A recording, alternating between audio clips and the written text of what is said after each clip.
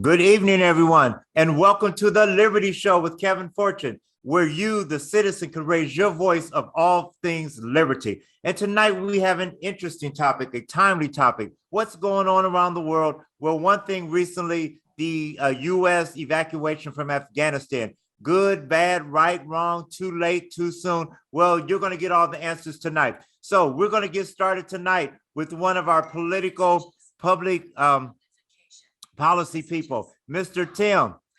Tim. Well, thank you, sir. I want to give a great big shout out to our hosts, to the panelists.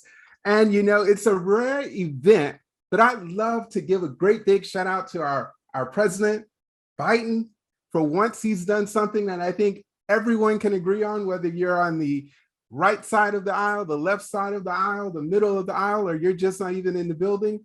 He got us out of Afghanistan. This is something that every liberty-loving individual, specifically the libertarians, have been fighting for years to get us to end the wars, and Biden has done it. This is something that even Obama didn't do. This is something that Trump, he said we should do it, but he didn't do it either. So I want to give honor to whom honor is due. It is this rare event where I want to give a nice round of applause to Biden for doing something that was right, that was in the best interest of every American, that was not only in the best interest of every American, it was in the best interest of every Afghanistan individual. When we talk about Afghanistan, when we talk about the wars that America faces, oftentimes we only look at our own deaths. We only look at our own costs, our monetary costs that we've had to put the bill on. But this gives us an opportunity to reflect. And that's the one thing I love about our show, is that we try and look at it from every aspect, even those individuals that are wrong, like Jedediah. We give them an opportunity to be wrong, and we listen to them. And here's a situation where the United States, America, we were wrong in invading Afghanistan. Even the premise for us invading Afghanistan was utterly stupid. We were told that, oh, well, we need to invade Afghanistan, a whole freaking country, because there were a few terrorists hiding out in Afghanistan. What was the guy's name? The senator, the one that all the libertarians love. He said, well, wait a minute, why don't we just send some commandos out there, some Green Berets, and slaughter and murder the terrorists instead of screwing up the whole country? And what did our President Bush and his vice president, what did they say? They say, heck no, we should just send all of our American forces there, kill off everyone, and then we'll destroy the country. And get this, the Taliban, who were in charge of the country before we even invaded the country, or rather shortly thereafter, they even went to the US, to their counterparts, and said, you know what, we will give up. We will surrender, we will disband, we'll go about our own business as long as you don't imprison us. And what did the US say? They said, no, screw that. We're going to continue to wage a war. We're going to continue to kill Afghan citizens. And this is the number. Sit down, hold your britches. This is the number of civilians, Afghan civilians that were killed. 47,245. These weren't gun-toting people who were shooting at Americans. These weren't Afghan individuals who were blowing up IEDs, killing our soldiers, our men and women, our individuals who were wearing American uniforms. No, these were innocent individuals. Nearly 50,000 individuals were slaughtered because Bush and his cohorts thought it was a great idea to go and look for some terrorists under the premise of terrorist hunting and destroy a whole country. Not only did we destroy a whole country, we destroyed American lives also. Thank you. Well, interesting point. When we were thinking about this several years ago, I just was talking to some of my real ultra conservative friends who are like, they're always having a fit about, oh, we're abortion, we're killing people, but yet we just drop bombs on people. That's killing people. And I don't understand. It's wrong to kill a baby, but it's okay to kill, in the womb, but it's okay to kill a live baby that's walking there. So many kids, innocent kids were killed. And, so that was a really good introduction. So we're going to swing over to, that was Tim down in Florida. And we're going to go way back up north to Milwaukee, Wisconsin. Jed, you're back on the Liberty Show. Let's hear what you got to say. Well, yeah, actually, for once, I sort of agree with Tim there.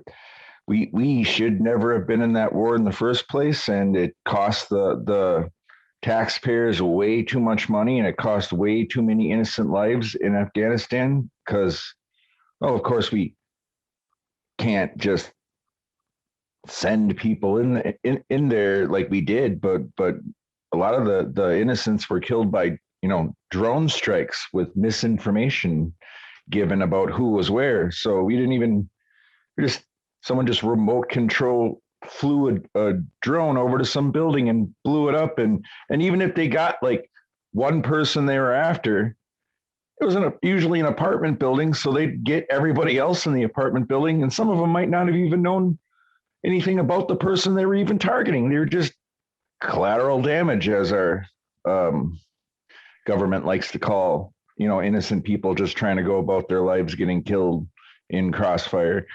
But I think it would be a mistake if we didn't look at this from a larger picture, from a bunch of different angles here. I was born in 79. There has not been a time in my life where our government hasn't been somehow screwing around in Afghanistan. They had the Mujahideen, as they called them back then, the freedom fighters who were fighting against, the Soviet Union. And, we gave them some funding, we gave them some weapons. Well, it turns out some of those freedom fighters just happened to be, Islamic fundamentalists. Our government knew that. They knew that full well. They knew who they were giving weapons to, but it didn't really matter to them because all they were looking to do was stop the expansion of the Soviet Union. And, what's funding a little bit of religious extremism, when you measure that up to fighting against, evil communism. And, aside from the fact that the Russians would never have been able to hold Afghanistan, because historically no one has ever been able to hold Afghanistan except for the various warring, tribes, warlords and governments rising and falling that have always existed in Afghanistan. But Napoleon couldn't do it. Alexander the Great couldn't do it. Soviet Union wouldn't have been able to do it. The United States couldn't do it. I mean, all we did when we were attacking the Taliban was we drove them deeper into Pakistan, where we couldn't touch them without angering the Pakistani government. And at one point in time, the Taliban got like 60 miles from the Pakistani capital. If they would have taken over all of Pakistan, the Taliban would have all of a sudden had nukes, nukes that normally would have been pointed at India because that's who Pakistan seems to be, at odds with. But, who knows where those nukes could have been pointed anywhere within the region. I don't know if they were intercontinental, but I definitely know they could have reached, anywhere within that circular area of a medium range missile could reach. I mean, we were making mistakes in that country for years. It started out, they even made a movie about it. I think something Wilson's War, something about how they were getting the senators to, hey, let's Charlie Wilson's War. Yeah, that's the movie. And this isn't a new thing. And I'm hoping that this means we'll stop messing around in Afghanistan, but I'm sure it is. And I'm sure we'll, who knows? We could even befriend the Taliban.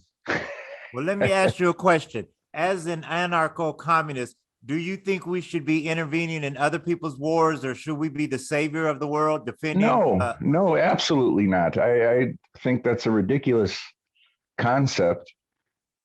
But it's just important to note that we don't just intervene in other people's business by sending like divisions of our army in there. We are on a regular basis, and historically, our government has been intervening in other countries by funding certain groups that the corporate elites who own our government would like to see in charge, and toppling governments and sending in mercenaries. And it's not just our government. There was a case kind of recently where some funders in Miami decided they were going to send some mercenaries into Venezuela to try and radicalize the fishermen against the government. Well, the fishermen, apparently they feared their government a little bit more than they feared, cared about these mercenaries and whatever they were offering, because they turned them into the Venezuelan government. But it's just something that,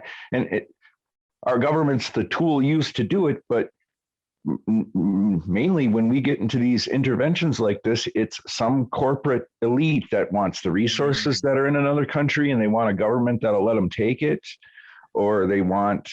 Well, you're hitting on a real good subject we're going to talk about later, I'm sure, and that is the financial side of what we call War Inc. that was out of years. It's just so much money in war.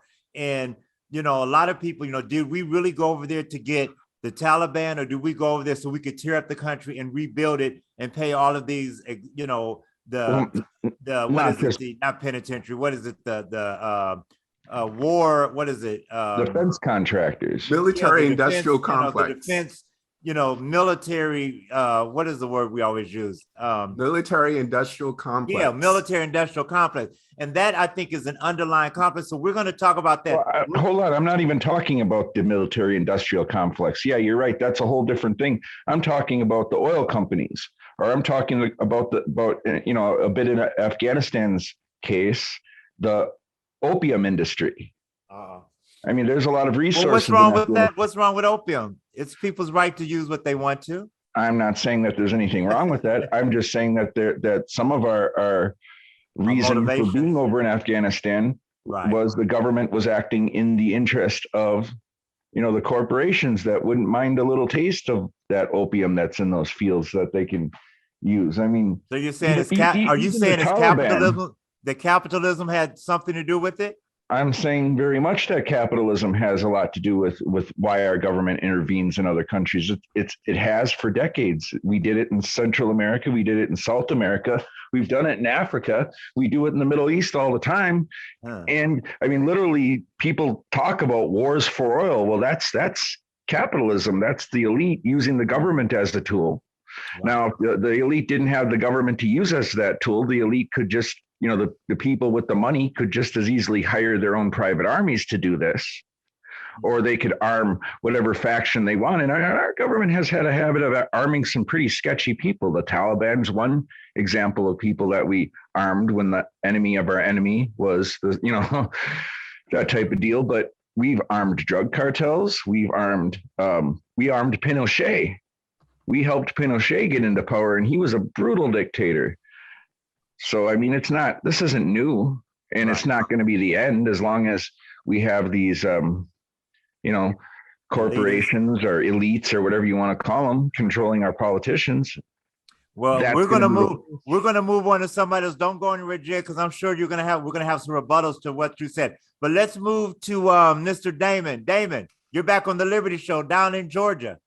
Hey, Kevin, what's going on? Welcome everybody on the panel. I'm gonna follow up on something that Jed talked about, and one of the things is he said he was born in '79. I was born a year prior in '78, and even if you extend it further than that, you could take somebody who was born in the 1700s or the 1800s.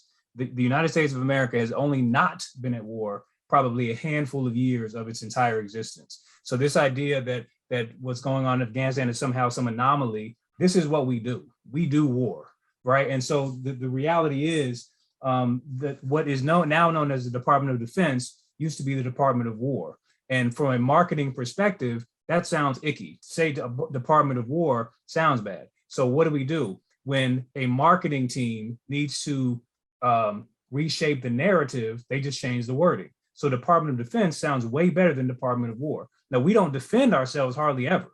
We basically go and go on the offense. And in the case of the Bush administration, I forget the term they use. Well, somebody help me with it later, but they always try to make it seem like, well, if we fight them over there, we don't have to fight them over here. Well, the reality is it's a dog chasing its tail, because the reality is, as Ron Paul astutely pointed out, there's what's called blowback. We started something in the 50s, 40s, whatever it was. They get pissed off at us, fire back at us, and it just keeps going on like a gang war. They kill one of ours, we kill one of theirs, and it never stops. So the reality is, there's a reason why, Central American countries don't get attacked the way that we get attacked. because we're always on the offensive, pissing somebody off, doing something to, as Jed said, create financial opportunities for the military industrial complex. That's all that we do. Let me ask you a question, Damon. Yes. How come we pick and choose who we want to defend? Like when Haiti was uprising, when there's countries in Africa having their land stolen, their people stolen, their gold and diamonds stolen, but we don't intervene and defend them. Well, why do you think that is?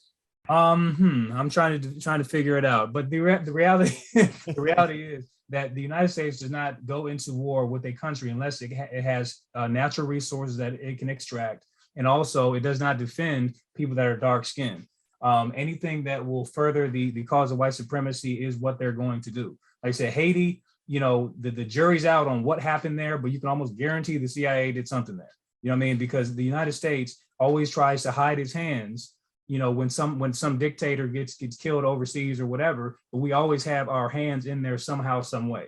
And even if it's not just in, hey, we did it type deal, behind the scenes, you can almost guarantee that we had some sort of play in that. Because I agree with you, but I was thinking about that. We joke about the white supremacy and the racism sometimes, but it's so real. We have just ravaged Africa, raped them, molested them, taken their diamonds, taken their gold, taken their people, but we don't defend that. There are people in England now fighting, talking about it's their land, has been in their family for like 200 years. But what about 20,000 years when the Africans had it? But we don't go and defend those people and save them. I wonder why that is.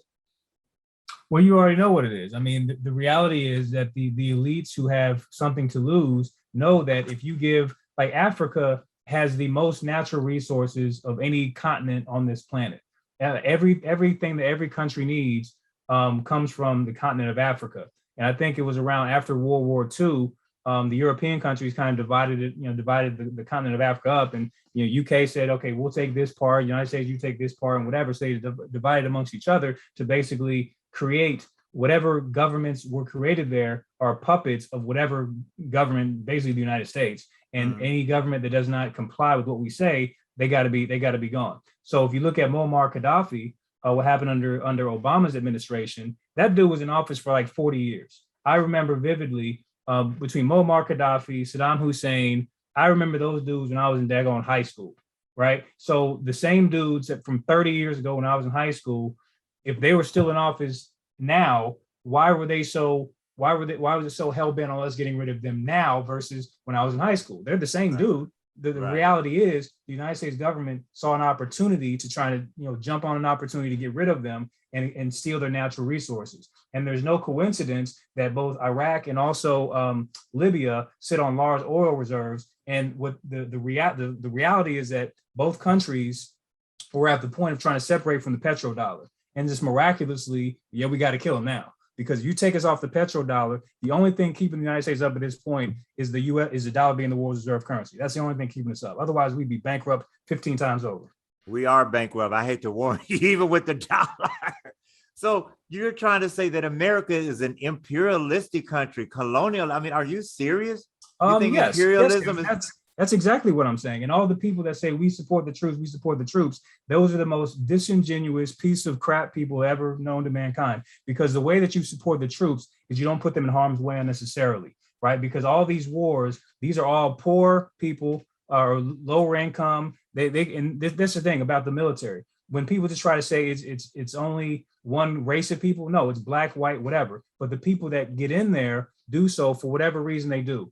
If they're lower income, they say, hey, this provides a good opportunity for me to provide for myself, my family. And so the perks that come from being in the military are too much for some people to pass up. And so the reality is you do not see many elites with their kids fighting in the wars. And if you had to send their kids to war, you would see war kind of curtail pretty much, because the people who go to war are the poor and the lower class, black, white, whatever. But the reality is, because the people at the top do not have skin in the game, it's let's fight. Let's the contractors for let us. We ain't doing nothing. It's them that's doing it, and you're putting them in harm's way. And like I said, the reality is, until the people realize that these politicians, every last one of them, Democrat, Republican, does not matter. They're both part of this military industrial complex. Everybody's got to go. Full stop. Great point. We're going to move on down to South Florida with Patrick down there in the Sunshine State. But I don't want you guys to go anywhere because I want to talk about this. Back to Jed's point, is capitalism at fault? Is the free market economy the reason all of this is happening? But anyway, Patrick, straighten us out. Correct us, man. You're back on the Liberty Show. Thank you, Kevin. I didn't know if Tim was speaking with forked tongue there. It looked like he was reading from the Biden administration. But I think we all agree that we never should have gone into Afghanistan, and we didn't accomplish anything. After 20-something years, trillions of dollars spent, nothing was accomplished. Well, wait a minute. I'm to Jed's point. Something was accomplished. There's a whole lot. Yeah, of I totally take issue with that. Well, military industrial complex contract. Halliburton made a lot of money. They did, yeah, they did, and so did the pharmaceutical companies. You look at the explosion of the opiates. That was timed right when the Afghanistan, the poppy fields are over there. That was timed right when the opiates exploded too. So from that perspective, absolutely, some people got very rich on that conflict. But if you look at it as how it ended, you look at the 13 servicemen and women who died on the withdrawal. You look at where they were trying to withdraw from, an airport in downtown Kabul versus an airfield that was vacated, that was in the middle of nowhere, much easier to defend. And it really looked like it was a lesson in ineptitude. How could the administration be so wrong? People on the ground were telling them the Afghan military will not hold this country. The Taliban will move right in, and they didn't listen. Let me ask you a question. Talking about ineptitude. So yes, it was ineptitude for Biden to bring them out like this, but it wasn't inept for Bush to get us into this. Absolutely, yeah. And I think that's the whole idea. Remember back then it was nation building, and everyone would beat their chest that we've got an imperative as a decent Christian country to bring our values. Don't use Christian with America, please don't. Yeah, well, that was what that was the driving focus back then, if you remember, and we were on this.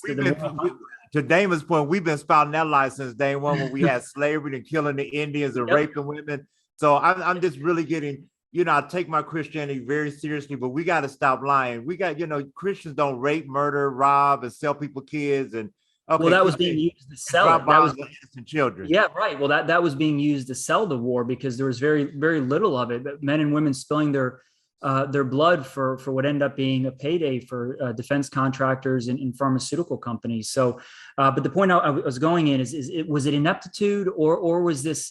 I'm of the opinion that we're in a managed decline of the country in a lot of different ways. I like that. Could you explain that more? Yes, and I will. And I don't know if it was so much ineptitude or it was a way to give the country a black eye on the national stage and say the USA is not number one. They're not any better than anyone else. And in fact, we're not very good at anything and really embarrass the country in front of the world. And you look at what Afghanistan also has is right now the hot spot is China and Taiwan, right? And a lot of people don't see the big picture there. And 63% of the semiconductors globally are manufactured in Taiwan. So that's why China wants Taiwan is they want to control the microchips in the world. Try getting a refrigerator, a car, if China owns the chip manufacturing. But what a lot of people don't know is that the rare earth metals, there is a lot of them in Afghanistan and USA, for better or for worse, they never exploited that. So by leaving the country, China will move in and they will have a source of the raw materials needed to fund the manufacturing of the microchips that they will soon have control of once they invade Taiwan. So you really wonder if this was a lot more nuanced than just a floundering of a withdrawal. This was really to reset the global power structure and knock the U.S. down a peg. And a lot of people think that our elites and our politicians are bought and paid for or owned by China. I don't think it's that at all. I think they're working. I think there's this ideology, this elite convergence where we're the ones that are going to run the world, and it doesn't matter about borders or any of the ones that any of the people that we lead or anything like that. It's almost like a neo-feudalism way of looking at things where we're just a bunch of peons and for no better or worse than other parts of the country. And I wonder at times if that's a flexing of the muscle there to say, we're going to diminish the country. We're going to give up vast swaths of very important metals that make up what the chips that are going to fund and run the future, and cede it to a global rival. And good luck. You look at this. I don't want to go off a tangent here. So I was going to say something about the spending bill. As you look at $2.26 trillion on the low end for a 20-year war, bombs, airplanes, tanks, logistics of getting soldiers there and back, feeding them, housing them. Our government in Washington wants to put a $3.4 trillion spending bill, a 20-year war in a foreign country, 2.2 trillion. And these clowns want to put through a bill, an infrastructure bill for 3.4 trillion. I mean, look at that contrast where everything that goes into a 20-year war totaling 2.2 trillion, and with a pen stroke, they want to push something through that's 3.4 trillion. Well, let me break in here. I don't know. Don't lose your thought. But Damon, they don't have any money for reparations, right? Go ahead, Patrick. Yeah, so it's just the four pillars I've got here. Is you've got the open borders, which is destabilizing the country. You've got this authoritarian lockdowns of speech suppression, vaccine mandates, lockdowns, crushing small business, lack of energy independence. And in a spending bill that goes through, the way that they're going to pay for it is to print money, which that means that the consumer goods that you and I buy are going to go up drastically. And then to further fund that, no one's going to be buying the bonds for them. So it's either going to be printing more money and raising taxes. So you have massive stagflation. So I just see the whole Afghanistan withdrawal a small piece of this agenda to decline the country, manage decline the country. And it's just one piece of a several point structure into really running this country into the ground. So that's my thoughts of what I saw happen at the end of August. Well, thank you so much. I've got some good points from what you did, but let's go up to Philadelphia. Miss Jackie, did you want to say anything? Or are you just listening today? Oh, good evening. Yes, 20 years was too long, but also the affluent Americans that run the system, our state government and federal government, push for this 20-year war. Up in Philadelphia, Pennsylvania, we have had town meetings in our office before we start our computer work from 8 in the morning to 10 o'clock about this war. And they're poor white trash Republicans that support Donald Trump. And I'm just recording secretary. I say nothing because it is what it is at the end of the day. Nobody said nothing when it was September 11, 2001 of the Bush Congress that pushed for the money to fund this war. It shouldn't have went that way. Every war that we've had, we've always lacked as a nation through our system called federal government to fund for medical coverage for unemployed people. We've always had unemployed people in our nation. And there was a push for that. But the Republicans are so affluently wealthy with their millions and billions of dollars, the Bloomberg generation, never thought about medical coverage. Now we're in this nation for COVID. People are unemployed. They were making money being unemployed, collecting federal unemployment. But at the end of the day, they did not think about medical. Cobra is very costly. They don't have medical coverage. With the PSD, which is a fancy logo for mental illness, we've always had mental illness when our troops came back. I ran into a conversation from a dude that served Afghanistan. He wasn't mentally right, but I listened to him because he fought the country and he was deployed twice. So right now he's like in his 40s. What happened with PSTD? They're dependent on pharmaceutical drugs. Massive homeless because the federal government, yes, the system lacked the funding for the Veterans Administration. Not just this war, but past wars. But let's focus on Afghanistan. Money should be spent by these elite, affluent billionaires that run our federal government. You see them on CNN. They're not going to go anywhere because they got money. For medical coverage. Yes, the war had to end, but And after 4 years of Donald Trump, the current person, I do not give him a title, commander-in-chief or President Biden. I address him as Joe. And when the poor white trash people look at me and said, Joe who? I said, you know what I'm talking about. I do not think he deserves a title as commander-in-chief in our nation because we were disgraced as a powerful nation for 4 years under Donald Trump. So after really Bush moving forward, none of those former presidents, including the current one, in my category, in my theory, in my opinion, should be called commander-in-chief or president of the United States because they have money and the brown people, the working class people, the small business people don't. And whose fault is it? Again, the system has failed us. Thank you, Kevin. Yeah. Well, Miss, you brought up a good point I want to discuss, and then we'll go back to the capitalism and we'll be through. I want to talk about all the spending we're doing on Afghanistan, but now there's this great big cry, oh, look what we've done to the people. Let's give more, hit it, Tim, social welfare. Let's send money to feed people. I was at a church. They were actually collecting a mission project to send stuff over to Afghanistan. Some of them people over there got more money within their oil wells and in their history, you know. So should we be feeding the people? We're sending money, we're sending clothes, we're sending supplies to all these, you know, we feel sorry for everybody with their, like Miss Jackie said, there are homeless people in America. We walk past them, but we send all this money overseas. So let's talk about that real quick. What do you think about all this foreign aid and social welfare we're sending to Afghanistan people now? Who wants to go first with that? I can go. Okay. What Jackie had said is how we've got veterans that they're not getting the help they needed, and they haven't for a long time. I was shocked. It said 20,000 wounded Americans. It's exponentially higher because I imagine that doesn't account for things like PTSD and other injuries. And I did find it interesting that we're shipping 100,000 Afghan refugees to this country, and Biden just allocated $500 million for them.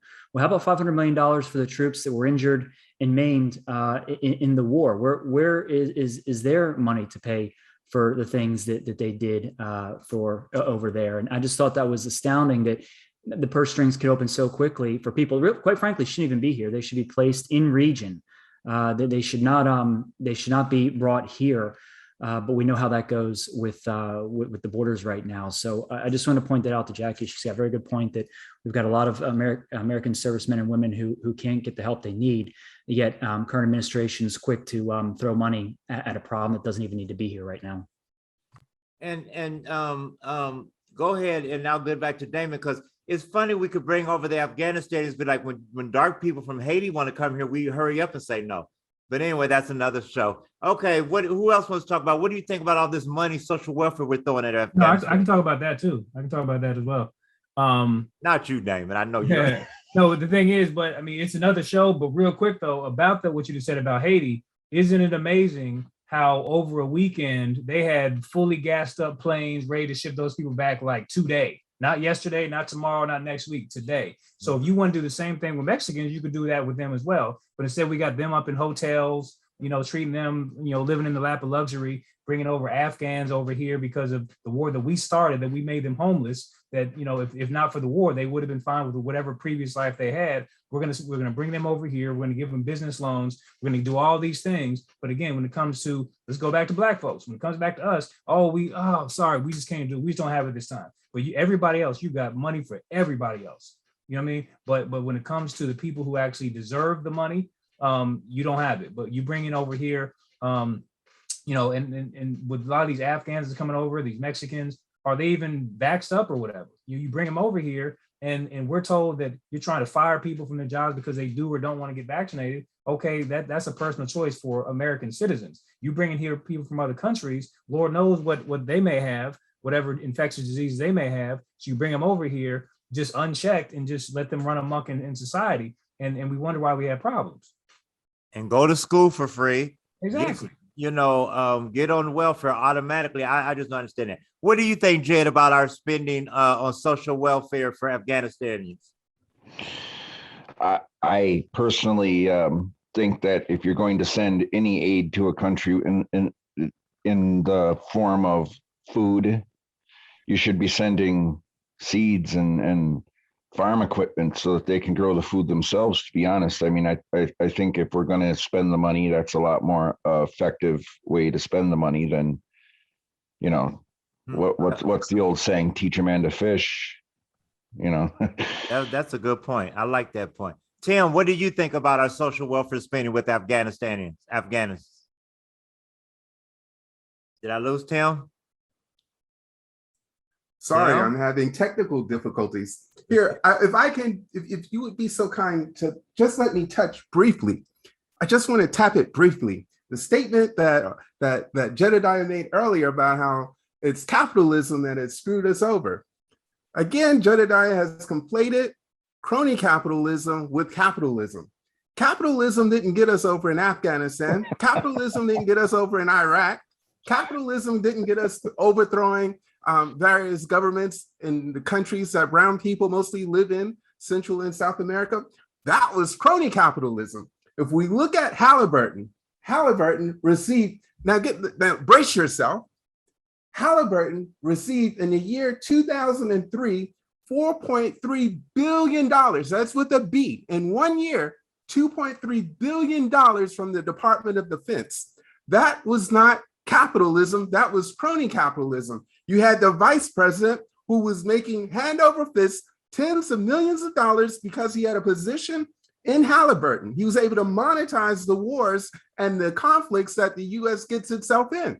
And this is what the American people, and I love my poor whites, but someone else opened up the door about the poor whites. I think it was Miss Jackie. So let me just walk on through that door that was opened up. The poor whites have been tricked and bamboozled into believing that they actually have a stake in this country. They've been tricked and willingly deceived into believing that if they do the right thing, if they wave the flag, if they sing whatever patriotic song that white folks like to sing, that they'll have a seat at the table. And when we look at the military soldiers, when we look at the men and women and the individuals that come over to this, who come back from fighting in our conflicts and wars, and we see how the government mistreats them, doesn't supply them with the proper medical attention that they need. In fact, what the government does, what the system does, is it pulls down its trousers and begins to urinate in their face and tell them PTSD or whatever. Now, I think they got a new name for post-traumatic stress syndrome, whatever they're calling it now. Oh, you didn't really get that. That's just your mind playing tricks on you. You'll get over it. Take these opiates and call us next week and we'll talk about it then.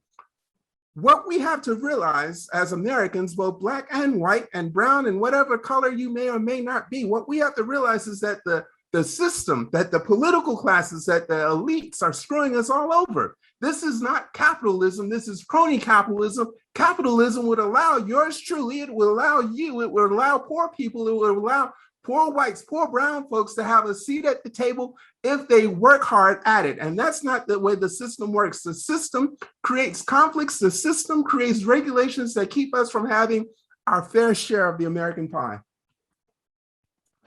Yeah, okay, I'd like to go next, considering, because this is an interesting thing I hear from libertarians all the time, the difference between capitalism and crony capitalism. They act as if the government is what makes these things happen, when they forget that the elites, the people who already have the money, are just using the government as a tool. And if the government weren't there to use as a tool, they'd have access, because they have money, to all of the other tools, which would include, in a situation with no government, private armies. I mean, people are making the guns, people are making the stuff for war. And as long as there's profit to be had in making those armaments for war, which there is, we know this, people are going to be doing it, and they'll sell it to whoever buys it. They'll sell it to the highest bidder. So if somebody wants the oil in another country and they got a bunch of money, they can hire people to go over there and take that oil. It's not, there's no difference between capitalism and crony capitalism. Crony capitalism is just playing by the rules that are in place intelligently. It makes sense that this is the way things would go, given the rules that they are. But if the rules changed, if the government weren't there to use as that tool, there would be people willing to take a paycheck to go over to some other country and fight if that paycheck was high enough. There are people willing to do anything if the payment is high enough. And this doesn't even just happen with the government. This happens on the streets. There are people willing to go and kill people for a lot less than an American soldier gets paid here in the United States. It's in every facet. People will go to the highest bidder as long as you need money to survive. The person paying the most money is going to be the person who can get things done. If these people have the money to bribe politicians, they're sure as hell going to have the money to buy their own armies. It's a distinction that libertarians like to make between capitalism and crony capitalism, but there isn't any distinction. It's all the same. It's all logical progress, based on the rules that are in place. I gotta jump in here and say I can't refute what Jed just said. I mean, the reality is, and this is kind of, and as you kind of live longer and you kind of see certain things from a political standpoint, there is not one political ideology that one individual person that exists today created. The political ideologies that we know and use today were created by somebody back in the day. And some things sound good in theory. And that idea that libertarians try to say about, it's not capitalism, it's crony capitalism. Jed just put it together perfectly, because there's no instance in which a small mom and pop type business could do what, Lockheed Martin and Raytheon and those guys are doing. They have a large enough body of money, sit on a pot of gold, basically, where they're able to tell these government officials that, look, if you want to get reelected, here's a nice little check with your name on it, but only if we get these contracts. And a lot of times what happens is, the pork barrel spending that everybody wants to talk about, the reason why it never ends is that every time somebody talks about cutting spending, somebody's always talking about, well, what about this? What about all these people that are going to lose their jobs? Well, if it's busy work jobs anyway, what does it even matter? And that's a bigger problem with American society as a general rule, is that how many jobs are actually value added jobs? A lot of them are just stay busy jobs. You know what I mean? And that's something we're gonna have to talk about. And I think that in the presidential primary last year, Andrew Yang talked about how a lot of jobs are about to be obsolete. And what does that do for society when you have people who, as an American culture, we place people's value on what they make and what they do for a living. Well, when a lot of these jobs go away, let's say somebody's a cashier right now. Well, cashier, as we see, you go into any Walmart, Target, whatever nowadays, they've got those automated checkouts. So now that's going to put, okay, if I'm a cashier, what do I do now? Well, let me go back to school and get a degree. Well, that's $50,000 a year.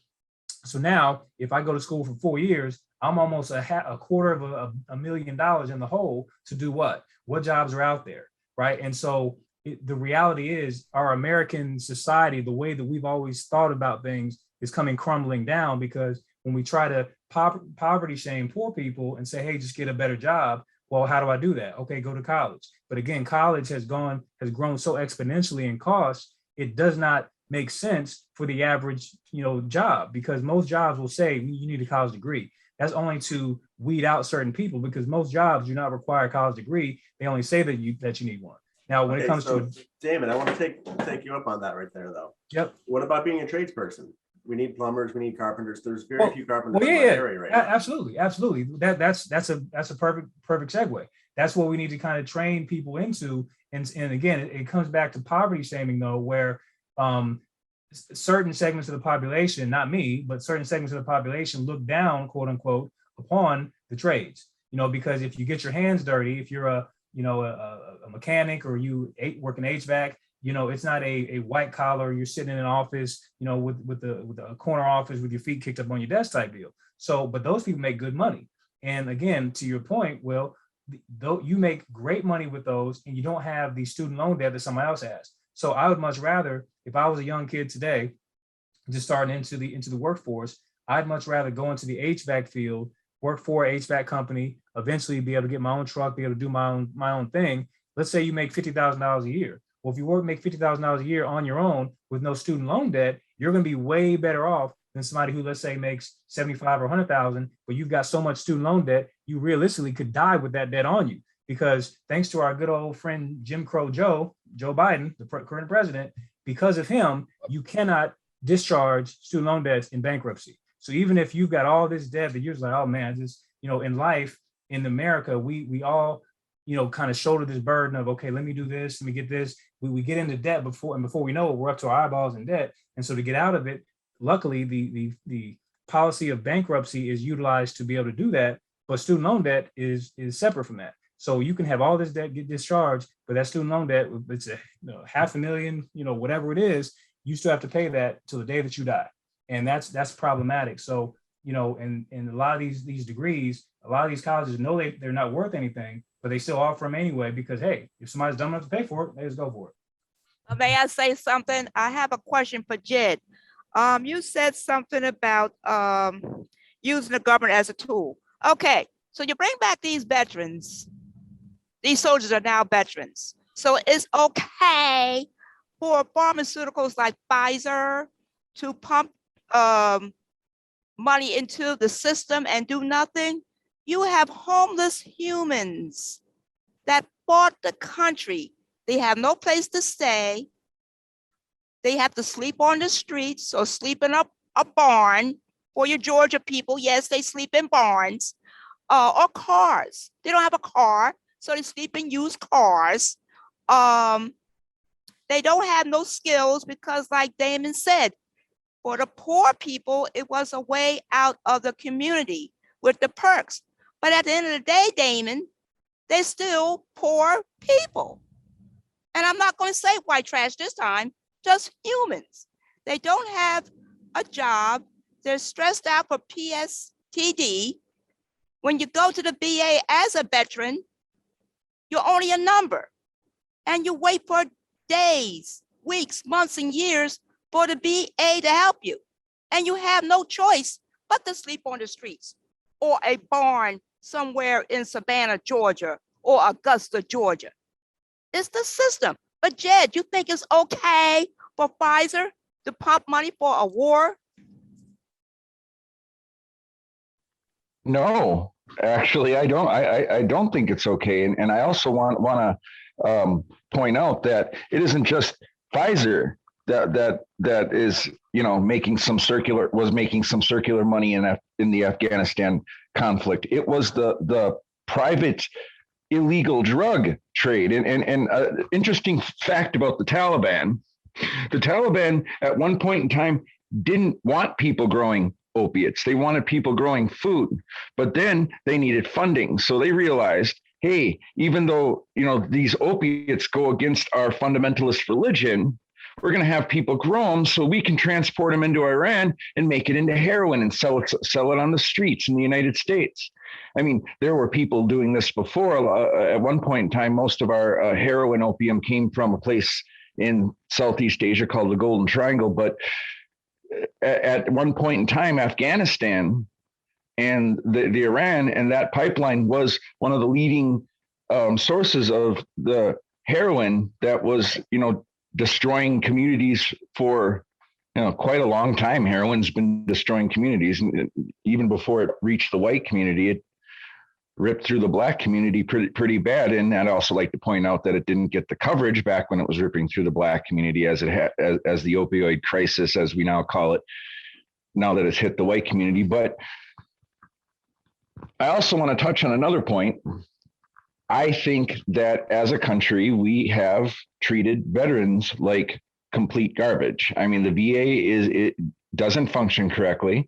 It doesn't provide the help it needs for these veterans. But let's not forget the reason why these veterans are homeless and sleeping on the streets. It's because a person's value, and this is something that Damon kind of touched on, a person's value in this country, in our system of capitalism, isn't them as a person, it's how much money can they make for someone else. If these people have PTSD, it's hard, and they have no money, they have no skills, it's hard for them to hold jobs. So they have to sleep on the streets and they have to starve and go to soup kitchens because they don't have any value to the wealthy because they can't work.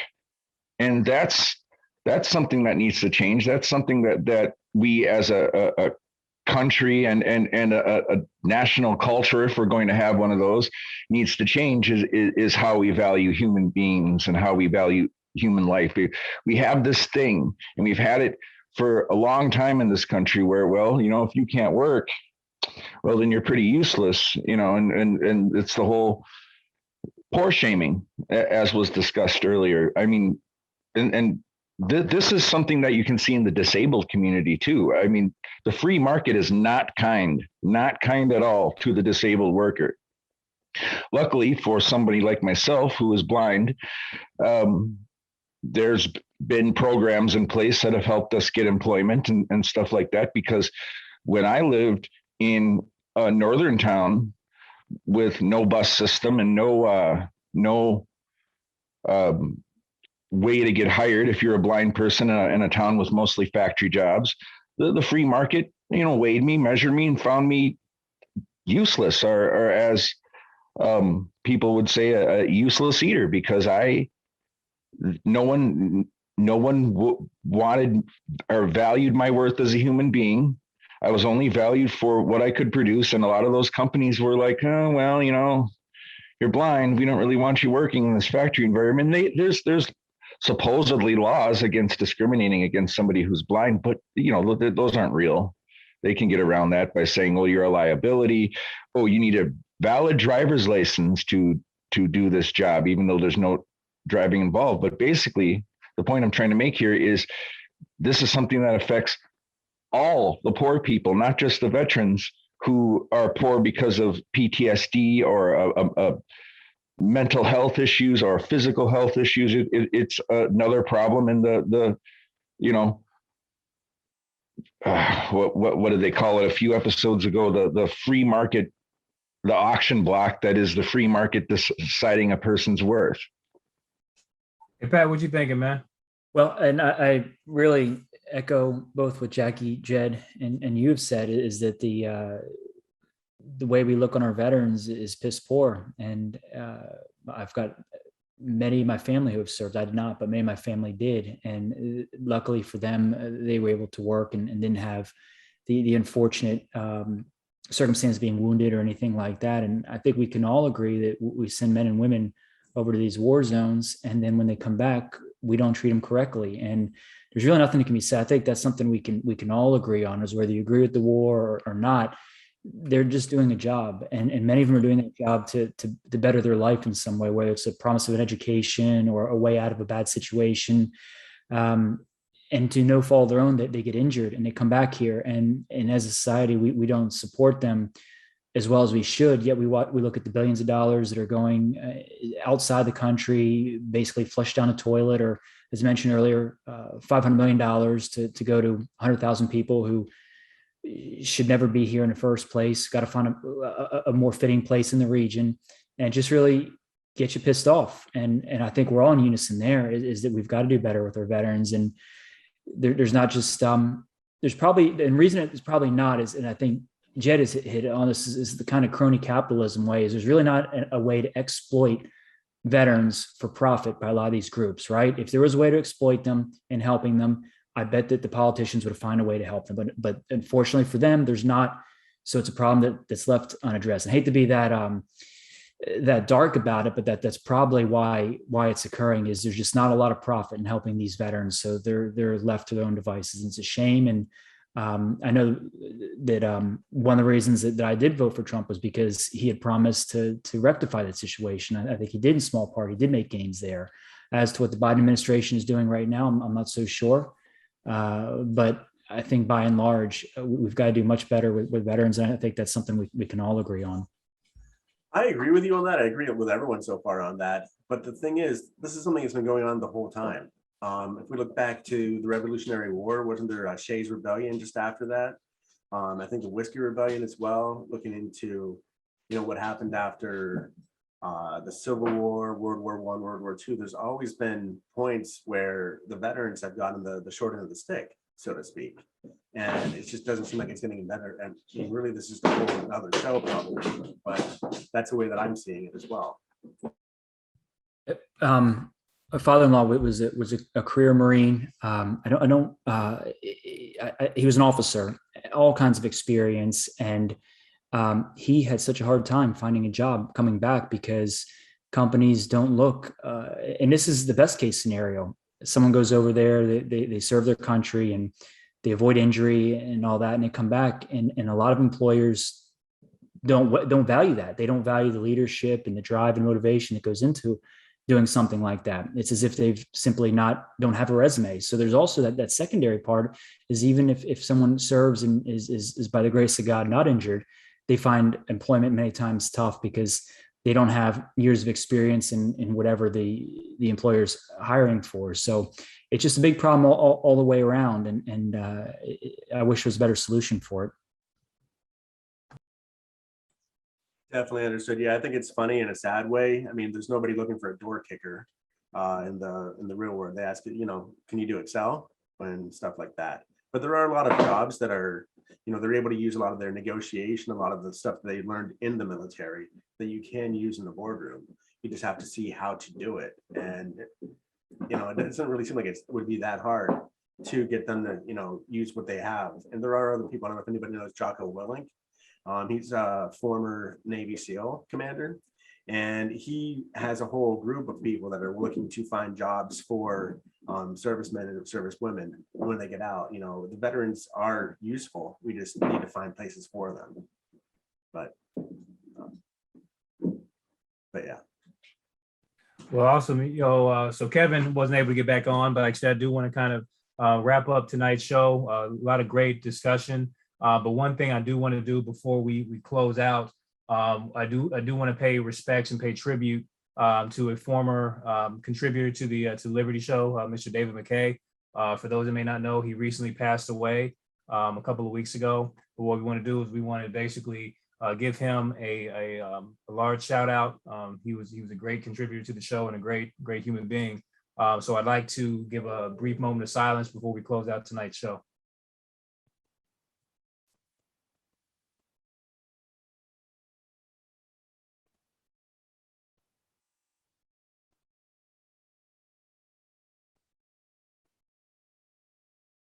All right, thank you for that. Before we wrap up, does anybody have any closing thoughts before we get off tonight's call?